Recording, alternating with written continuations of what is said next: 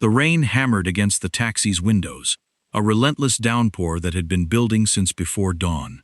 It was the kind of storm that didn't just arrive, it shouldered its way in and decided to stay. By the time we pulled up to the courthouse, the world outside was a blurry watercolor of gray and green. I paid the driver, tucked the mud-stained wooden box under my arm, and stepped out into it. I didn't run. There was no point. A man my age, in an old overcoat, running with a mud-caked box, would have made a very different statement than the one I intended. So I walked, one deliberate step at a time. The rain immediately soaked through the shoulders of my coat, dragging the heavy wool down. My shoes filled with water at the curb. By the time I reached the top of the courthouse steps, I was utterly, completely drenched. I didn't mind. The box, however, I kept dry, pressed against my chest under the flap of my coat. It was the only thing that mattered. Inside, the air was warm, smelling of floor wax, old paper, and that particular quiet that only exists in places where people come to be judged. A security officer checked my name. His eyes moved from my wet coat to the mud on my hands, to the box, and his expression shifted into something that looked a great deal like pity. I offered him a slow, slightly confused smile, the kind he expected.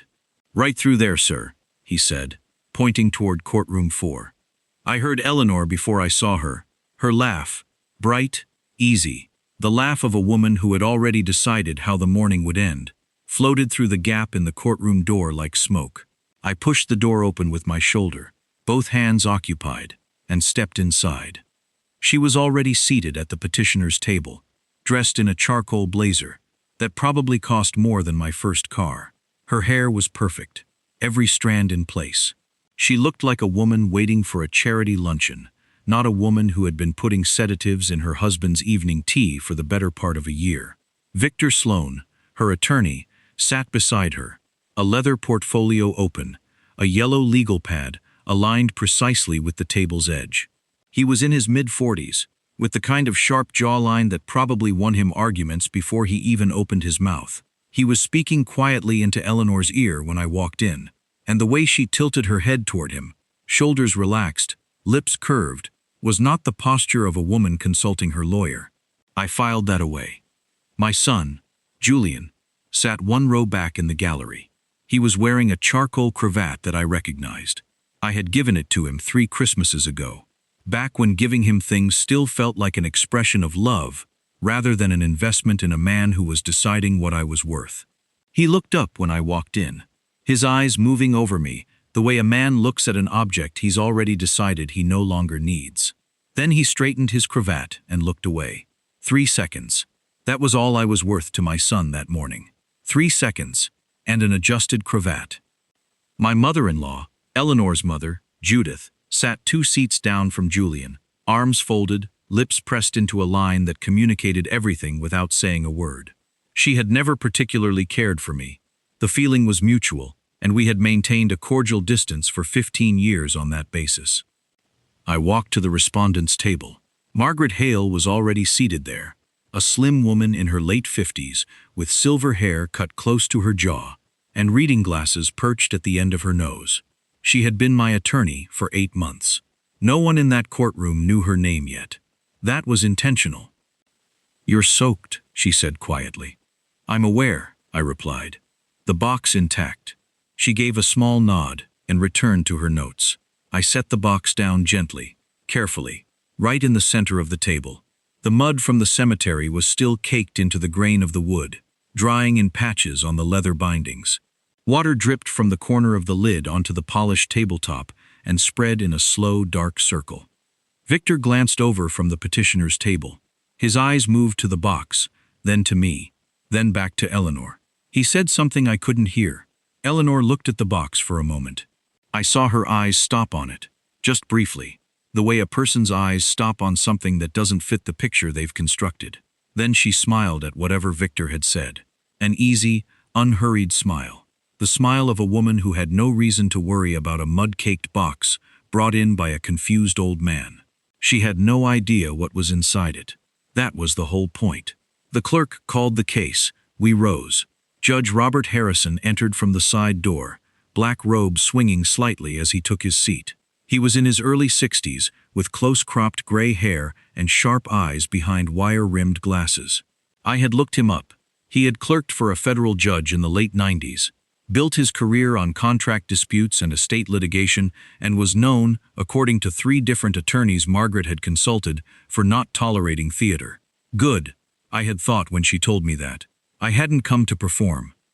He surveyed the room the way experienced judges always do, quickly, efficiently, reading the geometry of the space before anyone speaks a word.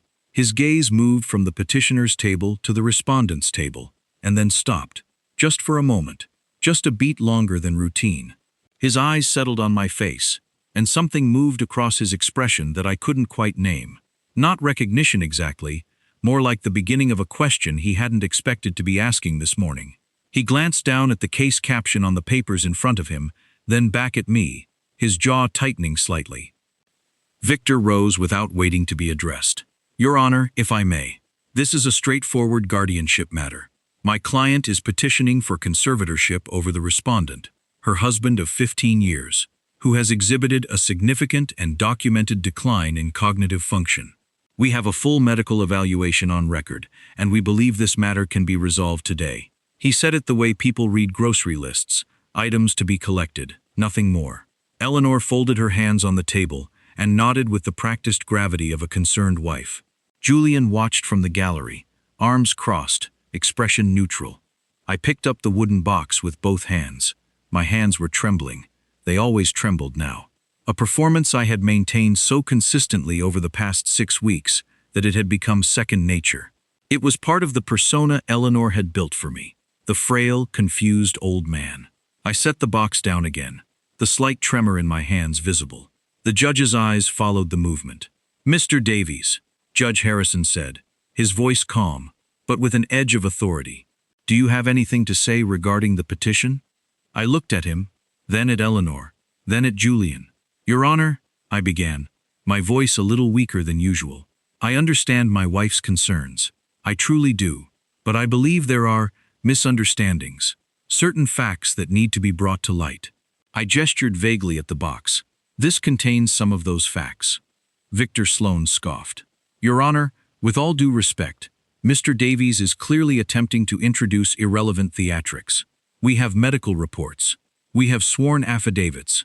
This is not a forum for sentimental keepsakes.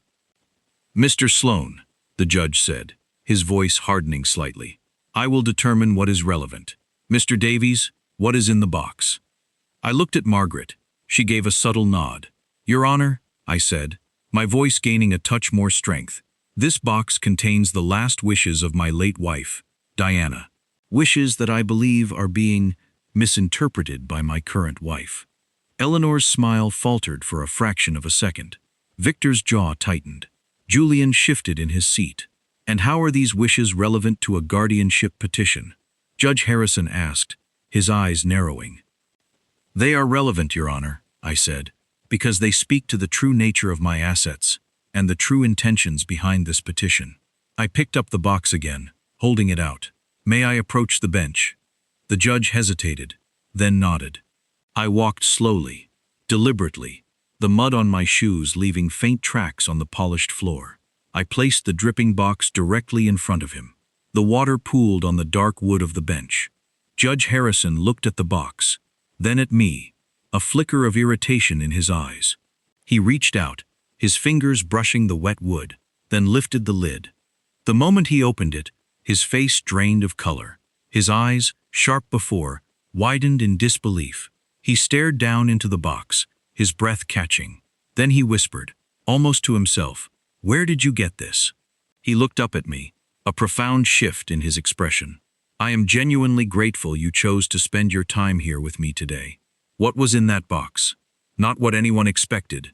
Not old letters. Not sentimental trinkets. Inside, nestled on a bed of faded silk, was a small, intricately carved wooden bird, and beneath it, a stack of meticulously organized, sealed envelopes. Each one bore a date, a name, and a small, official-looking stamp. The judge reached in, his hand trembling slightly, and picked up the bird. He turned it over, his thumb tracing the delicate lines of its wings. Then he picked up the top envelope. It was addressed to him. "Your Honor," I said. "That bird was carved by my late wife, Diana. She gave it to me on our 30th anniversary. She said it represented her spirit, always watching over our family. And the envelopes, they contain her final instructions. Instructions that detail the true nature of my estate and the legal framework she put in place to protect it." Victor Sloan was on his feet, sputtering. "Your Honor, this is an outrage. A theatrical display. These are clearly fabricated documents." "Silence, Mr. Sloan," Judge Harrison said, his voice low and dangerous. He opened the envelope addressed to him. As he read, his expression grew increasingly grim. He looked up at Eleanor, then at Julian, a cold, hard stare that made them both flinch. "Mr. Sloan," the judge said, his voice now like ice, "these are not fabricated documents. These are sealed testamentary instructions, witnessed and notarized, detailing a complex trust structure established by Diana Pendleton 6 years before her passing. A trust that explicitly states Mr. Davies is the sole trustee, with no provision for a conservatorship unless he is proven legally incapacitated by 2 independent medical panels, not 1, and not by a physician recommended by the petitioner." He paused, his gaze sweeping over Eleanor. "And it seems, Miss Pendleton, that your late husband's trust also contains very specific clauses regarding any attempts to circumvent its terms, including a full audit of all marital assets and a mandatory investigation into any suspicious financial activity dating back to the inception of the trust." Eleanor's face was ashen. Julian looked like he'd been struck. "Furthermore," the judge continued, his voice rising, "this trust also outlines a series of anonymous donations made over the past 6 years to various charitable organizations, all originating from accounts linked directly to Mr. Davies's personal funds, but executed through a third-party intermediary. And it appears, Miss Pendleton, that some of those intermediary accounts are also linked to 3 Delaware shell companies, the registered agent address for which is the same office building on Post Oak Boulevard." He paused, his eyes fixed on Victor Sloan. "Mr. Sloan, is that your building?" Victor looked like he wanted the floor to swallow him whole. "Your Honor," Margaret Hale said, rising smoothly, "we have further documentation regarding those shell companies, including wire transfer records dating back 6 years, totaling $4.2 million, with $1.8 million already cleared to an offshore account in the Cayman Islands. We also have flight bookings for Ms. Pendleton and Mr. Sloan to Grand Cayman, dated 3 days after this hearing. We believe this was an attempt to liquidate Mr. Davies's assets and flee the country." A gasp went through the courtroom. Julian stared at his mother, then at Victor, his face a mixture of shock and dawning horror. "Julian," I said, my voice clear and steady, "your name isn't on any of those offshore accounts. You were never going to see a dime of that money. She was going to leave you with a father who had no assets and a mountain of your own debt." Julian's eyes met mine, and for the first time in years, I saw genuine emotion there, betrayal, anger, and a profound, heartbreaking realization. He had been a pawn, just like me, but in a different game. Judge Harrison slammed his gavel down. "This court finds sufficient evidence to dismiss the guardianship petition immediately. Furthermore, I am ordering a full forensic audit of all accounts related to Miss Eleanor Pendleton and Mr. Victor Sloan, effective immediately. The District Attorney's Office, Financial Crimes Division, has been building a parallel case on these wire transfers for 6 weeks and will be notified to proceed with their investigation. Ms. Pendleton, Mr. Sloan, you are both to remain in the jurisdiction. Your passports are to be surrendered to the court clerk by the end of the day." Eleanor looked like she was about to faint. Victor was speechless, his carefully constructed facade crumbling. The judge turned to me, his expression softening slightly. "Mr. Davies, I commend your foresight and your late wife's incredible wisdom. This court will ensure justice is served." Later that day, after the chaos had subsided and Eleanor and Victor had been led away, Margaret and my late wife Diana's nephew, Samuel, who had been instrumental in helping me gather the evidence, drove me home. Samuel, a quiet, brilliant forensic accountant, had been the one to meticulously track every suspicious transaction. He had been the one to confirm Eleanor's sedatives in my evening tea and discreetly swap them for a placebo, allowing me to regain my clarity without her suspecting. "Well," Samuel said, his voice hoarse. "Well." He clapped one hand on my shoulder, and I felt him exhale a long, shuddering breath, the kind that carries 6 weeks of fear out of the body all at once. His hand came up and covered mine, gripping it once, hard. That was enough. Nobody talked much on the drive home. The city moved past the windows. Gas stations, oak trees, an elementary school with a bright yellow fence. I watched it go by and thought about Diana. Diana, who had planted the fig tree in the backyard when Julian was 4. Diana, who had kept every birthday card our children ever gave her in a box under the bed. Diana, who had made me promise the week before she died, when she still had enough clarity to make promises matter, that I would protect what we had built together. I tried, sweetheart. I thought I tried. We pulled into the driveway at noon. The house looked the same as it always had. White clapboard, green shutters, the fig tree enormous now in the corner of the yard, its branches heavy and dark after the rain. I sat in the car for a moment, after Margaret turned off the engine. "I want to do something," I said. Margaret and Samuel both looked at me. "Diana always said that money is only worth what you do with it while you're still around to see it do something good." I set the empty wooden box on my knee. "I want to set up a foundation in her name, for students who can't afford college. First-generation students, the ones who remind me of who I was at 22. I looked at Margaret. "Can you help me with that?" Margaret's eyes went bright again. She pressed her lips together for a moment, composing herself, and nodded. "The Diana Pendleton Foundation," she said. 501-3. "I'll draft the paperwork this week." Samuel made a sound beside me, a short, soft sound that was not quite a laugh and not quite a sob, but was somehow both at once. He pressed the back of his hand against his mouth and looked out the window at the fig tree. "She'd have loved that," he said thickly. "I know she would," I said. I got out of the car. The wet grass bent under my shoes. The air smelled like rain and earth, and the particular green scent of the fig tree after a storm. I stood there for a long moment, just breathing. The wooden box was empty now. The evidence was in the hands of the court. The truth was part of the record.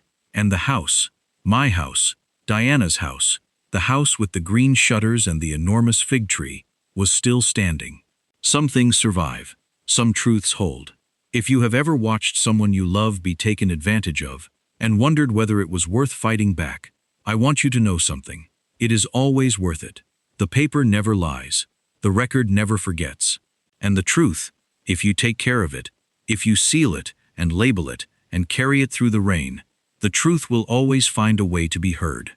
Standing in front of that fig tree, I thought about something my mother used to say when I was a boy. God doesn't always stop the storm, but He never lets you drown alone. I believe that now more than I ever did at 72. Every sealed envelope, every quiet night Samuel swapped that tea, every document Margaret filed, I believe something larger than luck was holding all of it together. This is a family story I never wanted to have. And if I am being honest with myself, I was not innocent of blindness. I chose comfort over vigilance. I saw the signs and told myself I was imagining things. I let love make me slow. So here is my advice from one human being to another. Do not wait until the box is buried in the ground to start paying attention. Watch the people closest to you, not with suspicion, but with clarity. Family betrayal does not always arrive loud. Most of the time it arrives with a smile and a cup of tea. My personal opinion, no amount of money is worth what family betrayal costs the soul, and no legal victory feels the way you think it will. It feels like surviving, nothing more, nothing less. This was my family story. I hope it never becomes yours.